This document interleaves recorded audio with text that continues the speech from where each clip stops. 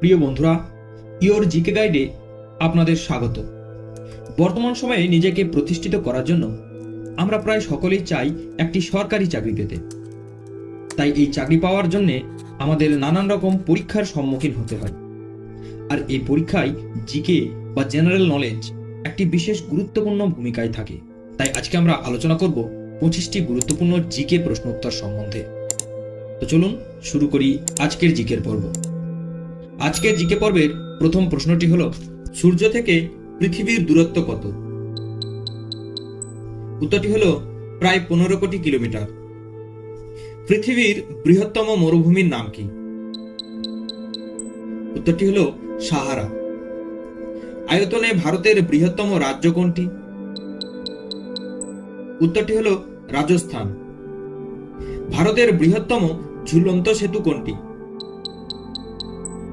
উত্তরটি হল রবীন্দ্র সেতু বা হাওড়া ব্রিজ। আইবি কোন দেশের গোয়েন্দা বাহিনী? উত্তরটি হল ভারত। শামুকের গমন অঙ্গের নাম কি? উত্তরটি হল মাংসলপদ। লাইন অফ কন্ট্রোল কোন দুটি দেশের সীমারেখা? উত্তরটি হল ভারতের কাশ্মীর ও পাক অধিকৃত কাশ্মীর। মানবদেহের মস্তিষ্কের ওজন কত? উত্তরটি হল 1.36 কিগ্রা। অ্যামিবার গমন অঙ্গের নাম কি? উত্তরটি হল ঘনপদ। রেন গেজ কি? উত্তরটি হল বৃষ্টিপাত পরিমাপক যন্ত্র। প্রেসার কুকার আবিষ্কৃত হয় কবে? উত্তরটি হল 1895 সালে। হু এর সদর দপ্তর কোথায়? উত্তরটি হল জেনেভা। ইন্টারন্যাশনাল টেলিকমিউনিকেশন কবে গঠিত হয়? উত্তরটি হল 1947 সালে। দেশলাই কবে আবিষ্কৃত হয়?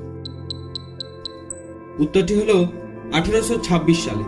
লোহা উৎপাদনে প্রথম কোন দেশ?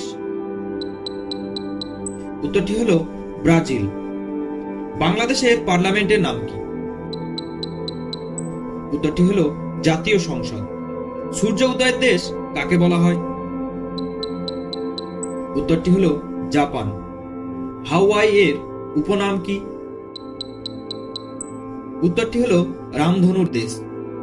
ত্রিনিদাদের উপনাম কি? উত্তরটি হল হামিং পাখির দেশ। বিশ্বের বৃহত্তম দূরবীন কোনটি? উত্তরটি হল মাউন্ট পালোমারো। বিশ্বের বৃহত্তম মহাকাব্য কোনটি? উত্তরটি হল মহাভারত। গঙ্গা নদীর ওপর গঠিত বাঁধটির নাম কি? উত্তরটি হল ফারাক্কা ব্যারেজ। গোলাপী শহর কাকে বলা হয়? উত্তরটি হল জয়পুরকে। তালাচাবির শহর কাকে বলা হয়?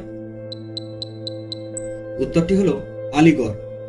ভারতের প্রথম মহিলা পাইলট কি? উত্তরটি হল দুর্বা ব্যানার্জি। তো বন্ধুরা, এই ছিল আজকের জিকে পর্বের গুরুত্বপূর্ণ 25টি প্রশ্ন উত্তর। আজকের এই পর্ব কেমন লাগলো তা জানাতে ভুলবেন না কিন্তু। আর এমনই গুরুত্বপূর্ণ জিকে পর্ব দেখার জন্য চ্যানেল ইওর জিকে গাইডকে অবশ্যই সাবস্ক্রাইব করে রাখবেন। আর হ্যাঁ, পুরো ভিডিওটি শেষ পর্যন্ত দেখার জন্য আপনাদের অসংখ্য ধন্যবাদ।